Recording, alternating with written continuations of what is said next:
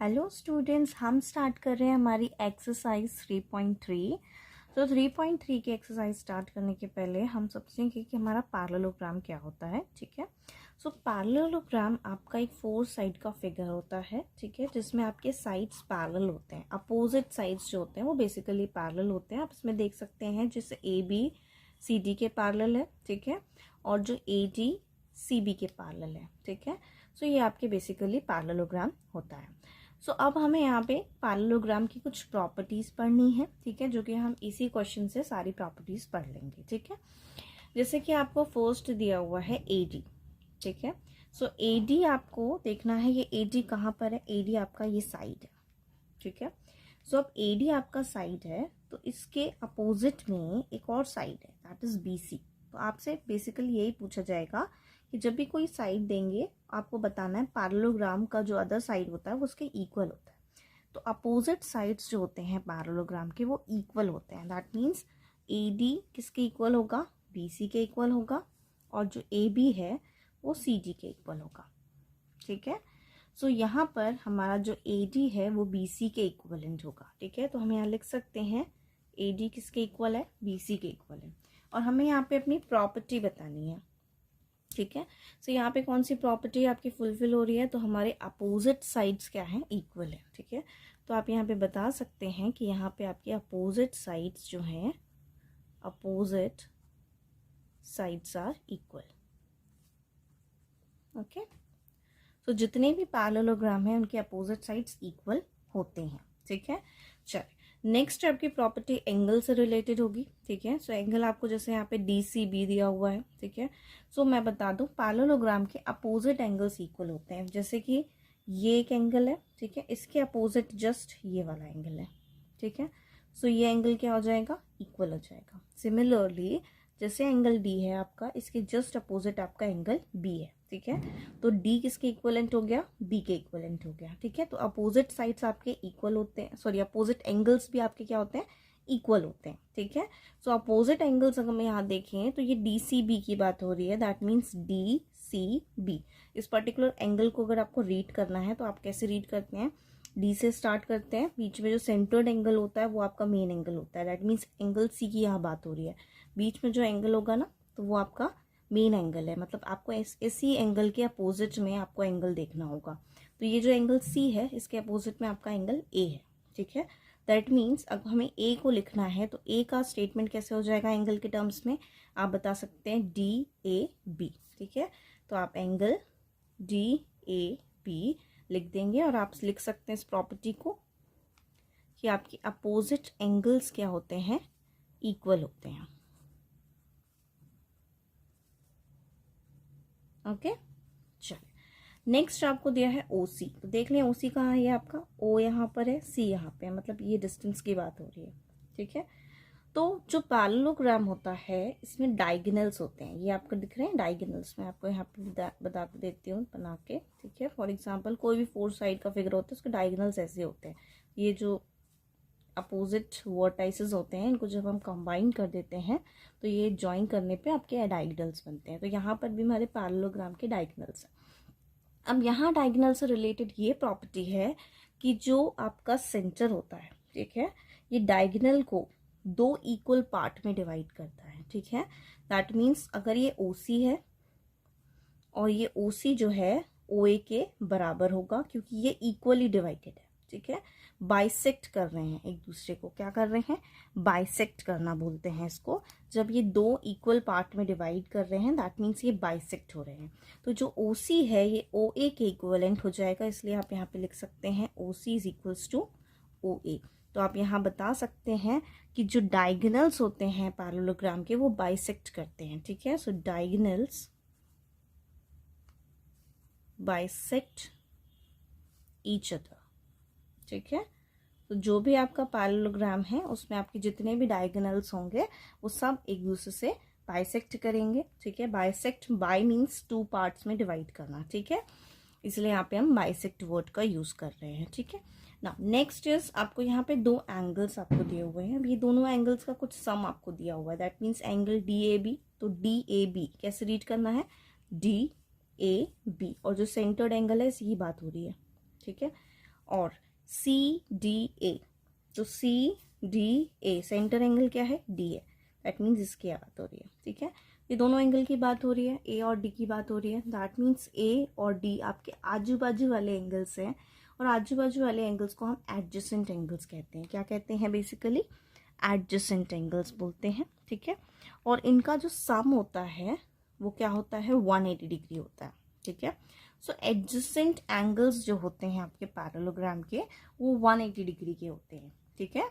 तो हम यहाँ पे लिख सकते हैं ये दोनों का जो सम है ये कितना है, 180 डिग्री है, ठीक है ना। अब हमें इसकी प्रॉपर्टी को स्टेट करना है, किस स्टेटमेंट में हम इसकी प्रॉपर्टी को लिखेंगे, तो हमें ये देखना है हमारे जो एडजेसेंट एंगल्स होते हैं वो आपके सप्लीमेंट्री, जो 180 डिग्री होता है उसको हम सप्लीमेंट्री एंगल भी बोलते हैं।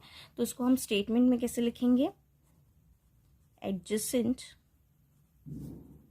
एंगल्स आर सप्लीमेंट्री, ठीक है। सप्लीमेंट्री दैट मीन्स 180 डिग्री, ठीक है, ऑफ अ पैरेललोग्राम, ठीक है। सो अब हमारा नेक्स्ट क्वेश्चन है, consider the following parallelograms and find the value of the unknowns x y z. तो हमें यहाँ पे बेसिकली इस पैरेललोग्राम को देखना है, अच्छे से कंसिडर करना है, और हमें एक्स वाई जेड की वैल्यूज फाइंड आउट करनी है, ठीक है।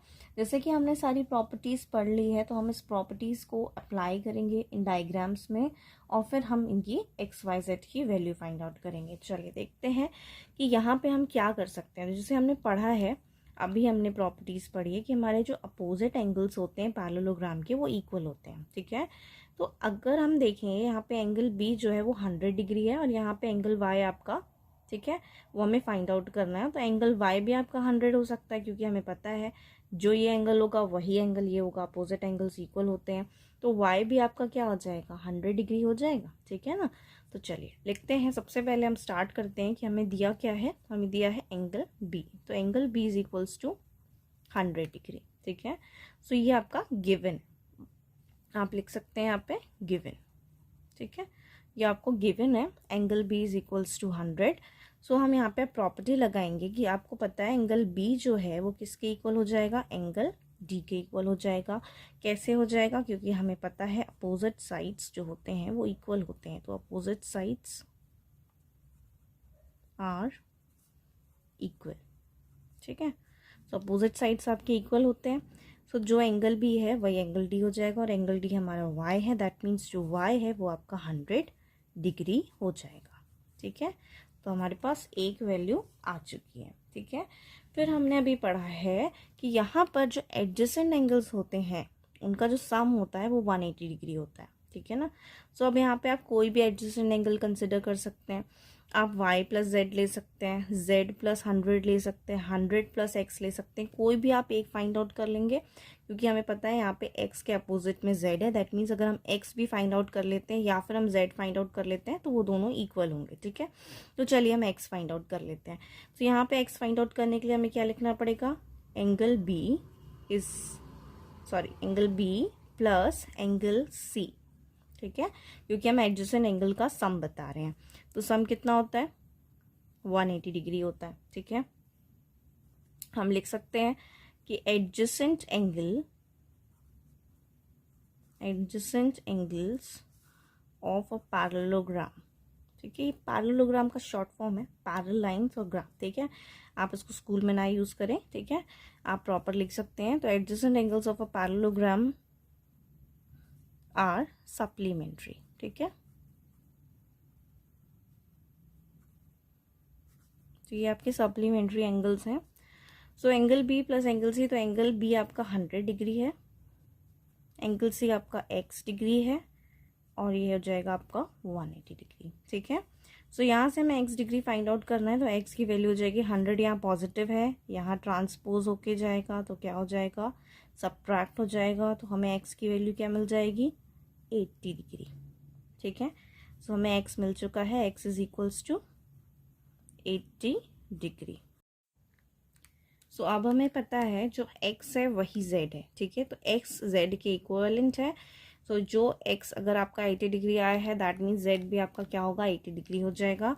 हम यहाँ पे लिख के बताएंगे कि angle C is equals to angle D. कैसे इक्वल है, अगेन हमको स्टेटमेंट देना बहुत ज़रूरी है, नहीं तो आपको स्कूल में मार्क्स नहीं मिलेंगे, ठीक है। So opposite sides are equal. Okay, यहाँ पे मैंने अपोजिट्स लिखा है, sorry. So angle C is equals to angle D. Angle C आपका एक्स है, ठीक है, और ये एंगल डी आपका जेड है, ठीक है, और ये दोनों किसके इक्वलेंट हो जाएंगे, 80 डिग्री के। तो आप यहाँ बता सकते हैं जो एंगल जेड है वो क्या है, आपका 80 डिग्री है, ठीक है।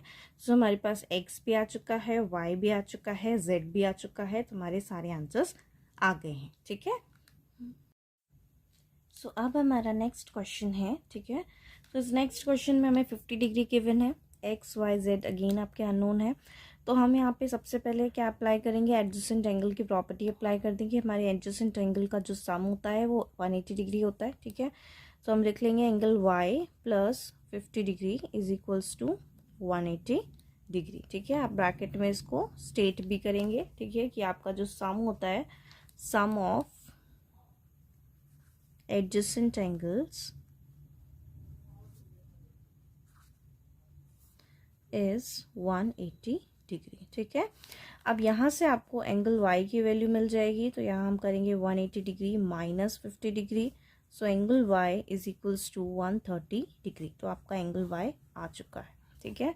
अब आप ज़रा ध्यान से देखेंगे अपने फिगर में, तो ये आपका जो एंगल y है ये एंगल z के साथ ऑल्टरनेट है, ठीक है। ऑल्टरनेट एंगल्स क्या होते हैं, जब भी आपका जेड शेप फॉर्म होता है ना, तो ऐसे वाले जो एंगल्स होते हैं जेड शेप आप चेक करेंगे तो ये आपके ऑल्टरनेट एंगल्स होते हैं। तो जो एंगल वाई है वो एंगल जेड के इक्वल है, ठीक है। रीज़न क्या है, ये आपके कैसे हैं, ऑल्टरनेट एंगल्स हैं, ठीक है। सो जो एंगल जेड है वो भी आपका क्या हो जाएगा, 130 डिग्री का हो जाएगा, ठीक है। ये भी आ चुका है। अब अच्छा आपका एंगल एक्स, तो एंगल एक्स क्या है, वाई के अपोजिट है, तो जो आपका एंगल वाई होगा वही आपका एंगल जेड एंगल एक्स हो जाएगा, ठीक है।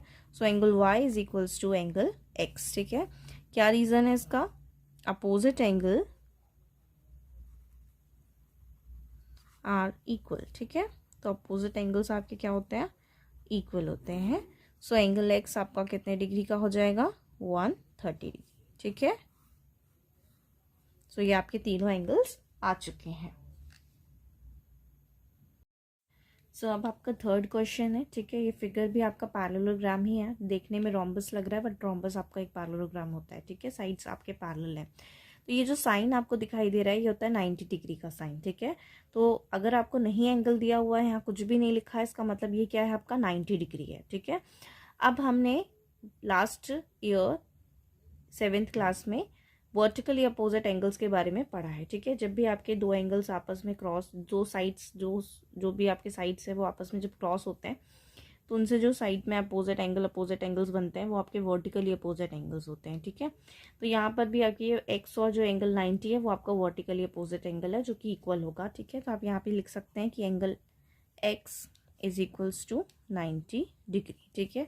कैसे आया है ये, वर्टिकली अपोजिट एंगल लिख सकते हैं, वर्टिकली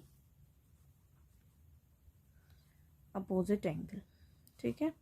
नाउ अब आपका ये 90 डिग्री आ चुका है, ठीक है। अब आपने लास्ट ईयर अगेन अपनी क्लास में 7th क्लास में आपने एंगल सम प्रॉपर्टी के बारे में पढ़ा होगा कि तीनों एंगल का जो टोटल होता है किसी भी ट्राइंगल में वो 180 डिग्री होता है, ठीक है। तो ये आपका एक ट्राइंगल है, उस ट्राइंगल में हम ये तीन एंगल्स को ऐड करेंगे तो हमें 180 डिग्री मिल जाएगा, ठीक है। सो चलिए स्टार्ट करते हैं अपन। तो angle x plus angle y plus ये आपका 30 डिग्री है और इनका जो टोटल है वो कितना है, 180 डिग्री है, ठीक है। अब एंगल एक्स आपका कितना हो चुका है, 90 डिग्री आ चुका है, ठीक है। तो 90 degree plus angle y plus 30 degree is equals to 180 degree, ठीक है। इसको हम फर्दर सॉल्व करेंगे। सो हमें निकालना है एंगल वाई की वैल्यू, और 90 प्लस 30 आपका 120 हो जाएगा।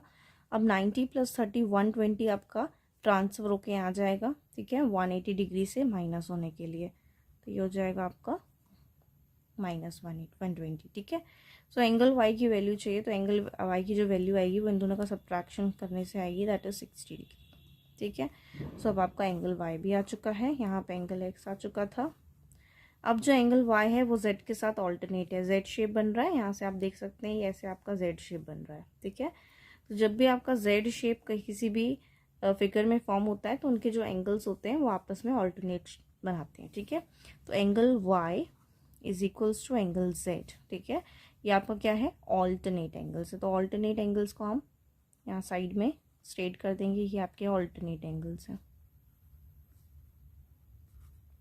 तो इससे आपको पता चल जाएगा कि आपका जो एंगल z है वो भी क्या है, 60 डिग्री है। ओके, तो ये आपके आंसर्स आ चुके हैं।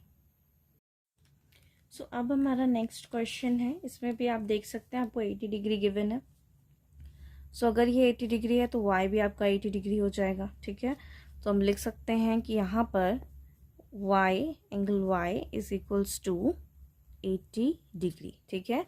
कैसे आया है ये, अपोजिट एंगल्स आर इक्वल, ठीक है। Opposite angles are equal. Next आप देख सकते हैं 80 और x को अगर हम ऐड ऑन करते हैं तो ये आपके एडजेसेंट एंगल्स फॉर्म कर रहे हैं ना। सो एडजेसेंट एंगल्स की प्रॉपर्टी हमें पता है कि दोनों का जो सम होता है वो कितना होता है, 180 डिग्री होता है, ठीक है। सो आप लिख सकते हैं sum of adjacent angles is 180 degree, ठीक है। सो यहाँ से आपको जो x की वैल्यू मिल जाएगी वो मिलेगी 180 degree minus 80 degree, that is 100 degree. तो आपका जो x है वो आ चुका है 100 डिग्री, ठीक है। यहाँ y आ गया था आपका, x भी आ चुका है। अगर हम z को देखते हैं तो अगेन यहाँ z शेप बन रहा है, ये दिख रहा है आपको, ये z शेप बन रहा है।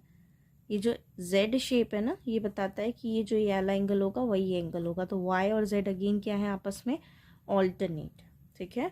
So angle y is equals to angle z, ठीक है। ये आपका क्या है, ऑल्टरनेट एंगल्स है। इसमें एक प्रॉपर्टी और अप्लाई होगी,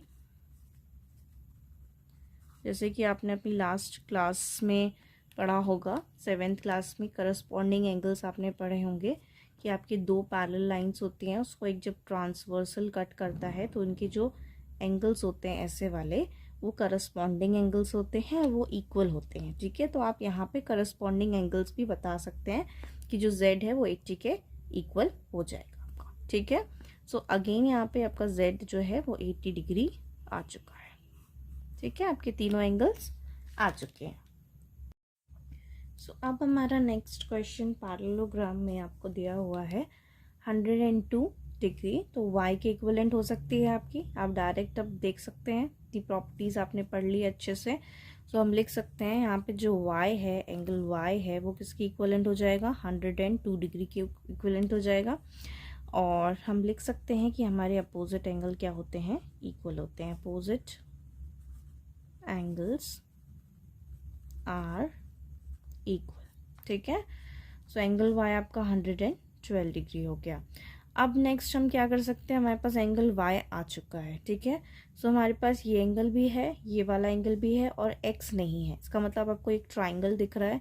अब इस ट्राइंगल में हम एंगल सम प्रॉपर्टी यूज़ कर सकते हैं। एंगल सम प्रॉपर्टी क्या होती है आपकी, angle x plus angle y plus 40 degree is equals to 180 degree, ठीक है। यहाँ पे हम लिख देंगे हमने क्या अप्लाई किया है, यहाँ पे एंगल सम प्रॉपर्टी अप्लाई की है ट्राइंगल की, ठीक है।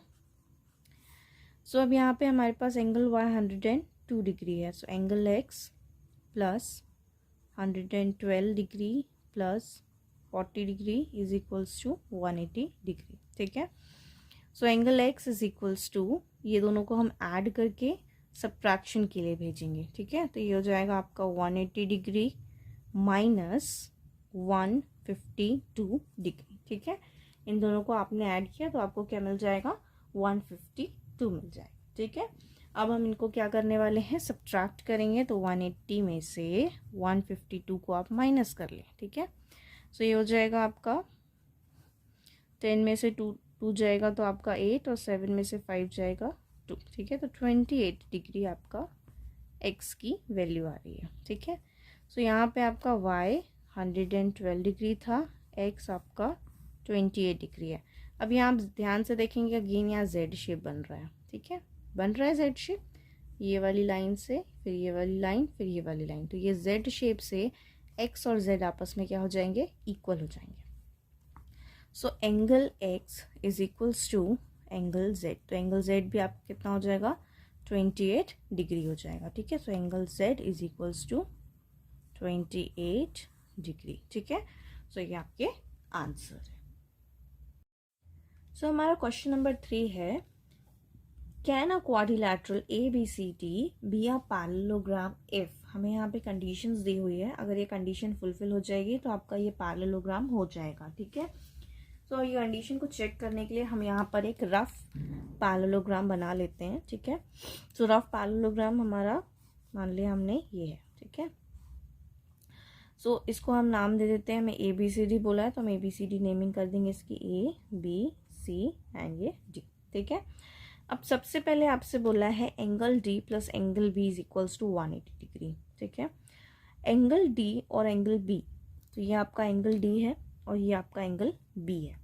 ठीक है, सो इट कैन बी, अगर हम एडजेसेंट एंगल की प्रॉपर्टी हमें पता है कि ABCD में जो आपका दो एडजेसेंट एंगल्स होंगे उसका जो सम होता है वो 180 डिग्री हो सकता है। ठीक है, अगर हम इसकी नेमिंग चेंज कर दें, B को हम यहाँ लिख दें, है ना, तो अगर हम B को यहाँ लिख देते हैं तो भी आपका ABCD, आप नेमिंग के ऊपर है, अगर आपके दो एंगल्स का जो टोटल है वो 180 डिग्री हो सकता है अगर वो एडजेसेंट है, तो इसलिए इसका जो आंसर हो जाएगा it can be a parallelogram. ठीक है, इसका जो आंसर हो जाएगा it can be a parallelogram. ठीक है, कंफर्म नहीं कह सकते जब तक हमारे पास एक प्रॉपर कंडीशन ना हो। ठीक है, तो यहाँ पर नेक्स्ट में अगर हम देखें तो ये हो जाएगा आपका AB is equals to DC 8 centimetre. जो AB है, ठीक है, वो किसके इक्वलेंट है, DC के इक्वलेंट है। ठीक है, बट जो AD है वो 4 सेंटीमीटर है और जो BC है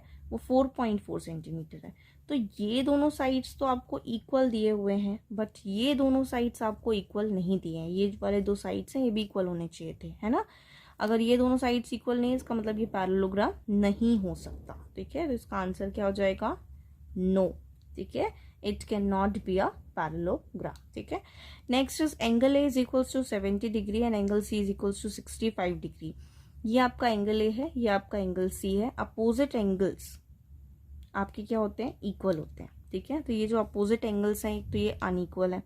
चलिए, अगर ये अपोजिट एंगल्स नहीं होते हैं, अगर ये आजू बाजू होते तो भी तो इनका सम 180 के इक्वल नहीं है। ठीक है, 70 प्लस 65 आपका 180 नहीं बनाता है, तो ना ही ये एडजेसेंट एंगल की प्रॉपर्टी है, ना ही ये अपोजिट एंगल की प्रॉपर्टी, तो इसका भी आंसर क्या हो जाएगा, no, it can not be a parallelogram. ठीक है,